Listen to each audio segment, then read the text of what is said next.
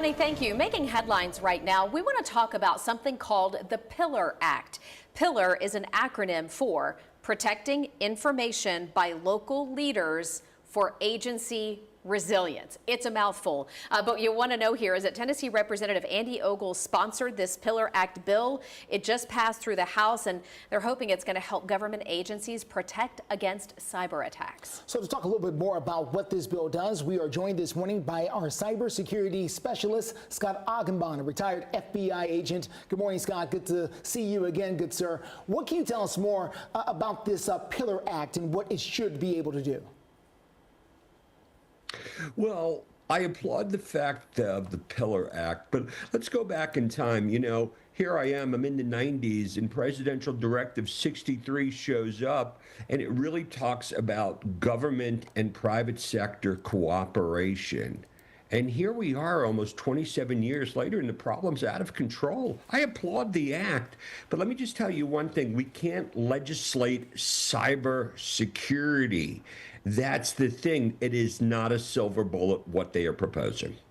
It's interesting you were mentioning the merge between the private sector and the government, because that's exactly what this bill is doing, bringing them together. But, it's a mouthful when you look at what it says it's going to do. So I would love can you give us a layman's translation here? I'm going to read to you what it states, okay?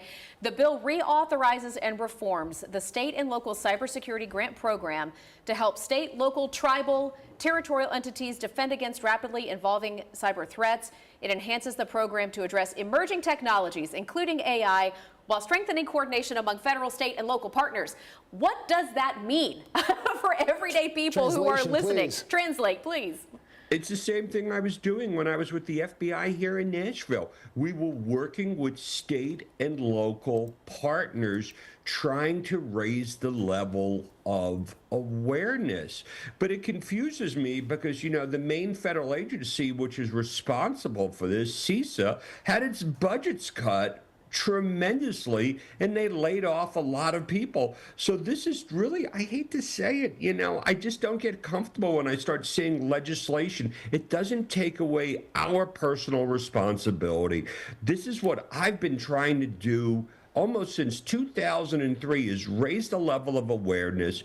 Don't wait for the government to help us. The thing that I learned is almost 95% of what I dealt with could be prevented. So I applaud what the government is trying to do, but let's not wait for that to come in place, and let's all take steps to stay safe and take the threat seriously. So, Scott, are you saying that what we really need is more PSAs, maybe social media campaigns to try to spread public awareness?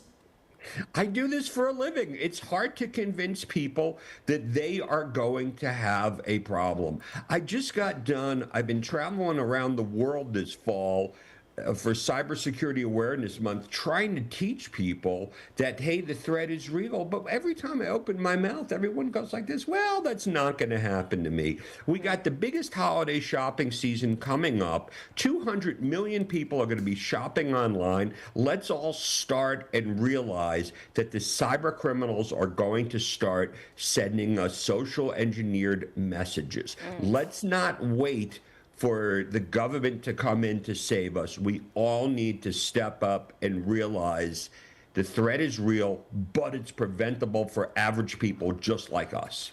All right, Scott, thank you for your perspective. Again, this passed in the House. We'll keep an eye on it and let you know where it heads next. Thank you, Scott. Appreciate you. Take care.